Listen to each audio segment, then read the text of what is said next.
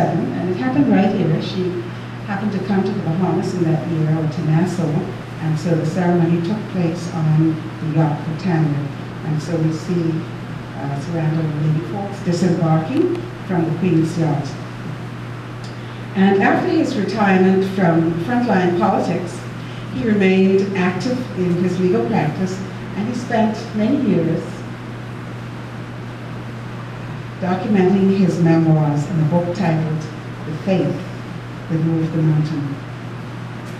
And those of you who remember Sir Randol would know that this book meant a lot to him. He always traveled with copies in his briefcase and freely gave the book to anyone who would accept it. All right, and it was unveiled to the public in 1977 at a book launch held at the auditorium of College of the Bahamas. And in the next photograph, we see him autographing copies of the book, and to his right is the late Napoleon McLean, one of the colorful characters on the scene. And also I recognize Berkeley Ferguson as well, to Sir Randol's left. Next. So as I mentioned to you before, after he died, there were just limited copies of the book, and so the family decided we would put it back into print. Put out the memorial edition. And the second book launch was held at Workers' House in June of 2004. And we see Lady Fawkes, and to the right is the late Pat Bain, and he was the then head of the National Congress of Trade Unions. And that's a copy of the memorial edition. And the next book, Lady in Her Parish. And there's a cousin of ours, Frank Carter, who was the MC at that particular book launch. All right, keep going. The 2004 book launch. See, these are Mom's sisters, and Dr. Gila Saunders. Yes, on the piano, people's performing. And a favorite pastime of Dad's after his retirement was visiting schools. And he never waited for an invitation, he would just invite himself. And so he enjoyed this immensely, just sharing with the young people. And this next photograph. Some of you will know, but just go back a little bit. One day when he was riding the jitney, he stopped driving. That's one of the things that he did during retirement. Stopped driving a car and started to take the jitneys back and forth, usually to the House of Assembly, which was just one of his favorite places to be. And while riding the jitney, he met a young student, and he asked the student to invite him to his school, and the student went ahead and told the teacher, and Sir Randol was invited to Carmichael Primary School, and he later adopted this school, and he purchased little mouth organs, and he started a harmonica band at Carmichael Primary School. And in 1982, he and Mom went on a trip to the Holy Land, and then they are in Egypt, and then planting an olive tree. Keep going. Holy Land. And then Norman Vincent Peale, that was one of his favorite authors. And so he came to Freeport, Norman Vincent Peale, and so they went there to attend a conference. Yes. I guess this is one of the sad parts of his life. For a decade, he fought a battle to obtain a pension as a former parliamentarian. This went on for many, many years. And other parliamentarians joined in the fight. And in this photograph, we see Sir Randol and the late Cyril Stevenson, one of the founders of the PRP. And I mentioned the pension because it is important to know that when Dad served in politics, there was no provision for a salary in those days. Those men freely gave their time and expertise. All of this was given free of charge. And their campaigns and struggles were just financed out of their own pockets.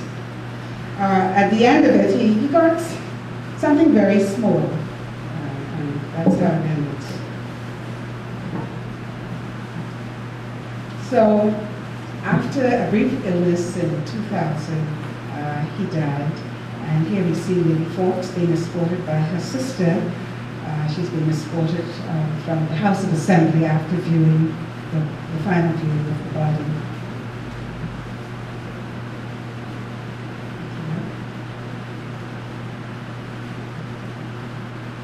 And here we have the then leaders of the two trade union bodies, Lady Ferguson and Duke Hannah.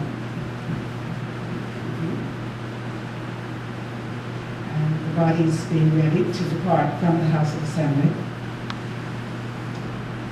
And now the procession is moving to Lakeview Cemetery on John F. Kennedy Drive. And the last rites were performed by the Reverend Eugene Butler, who was a very close confidant of Sir Randol's prayer warrior, especially during the general strike.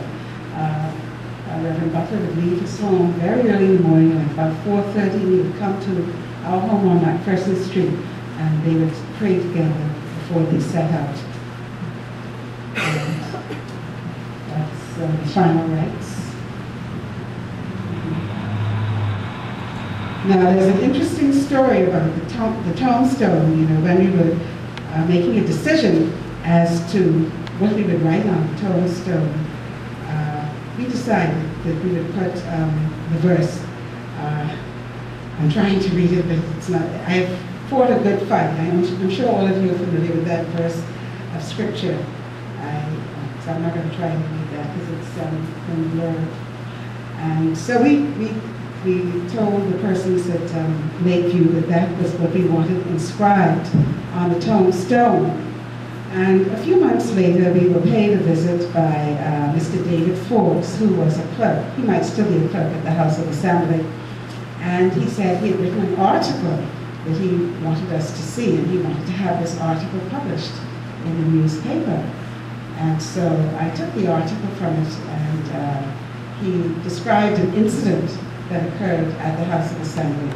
He said that one day when he went into the House of Assembly, he saw Daddy sitting down in the opposition room writing, and he said, "Well, Sir Randol, what are you doing today?" And Sir Randol said, "I'm writing my obituary." And he said, "What, your obituary? What are you writing?" And he said, "I'm writing, I have fought a good fight." Is there anybody that knows that verse of scripture? I finished the course. Yes, yes. Yes, henceforth. And he said, when he said, "Sir Randol, what are you writing?" That was Sir Randol's reply. And not knowing that about that incident, that was exactly what we had inscribed on his tombstone. And you know, when I was trying to put the book together, because he left absolutely no instructions about what we were to do with his papers and documents. He took care of all of that himself. There wasn't very much that I knew. He tried to get me interested in the book when he was writing it. I was still in college, and he would ask me to proofread it for him. But at that time, I just found it so hard to relate to those experiences that he had. And so I never paid very much attention to all that had happened to him. But nothing was in order, because he always lamented the fact that the Nassau Guardian had lost so many of his photographs, when they were printing the 3rd edition. And so I was just left there just trying to make head or tail, asking one certain questions. But always, it was like I was receiving divine help. Sometimes I think if you can remember the picture of the 1962 unemployment march, I came across that, and that was not in the first, second, 3rd edition. And I said,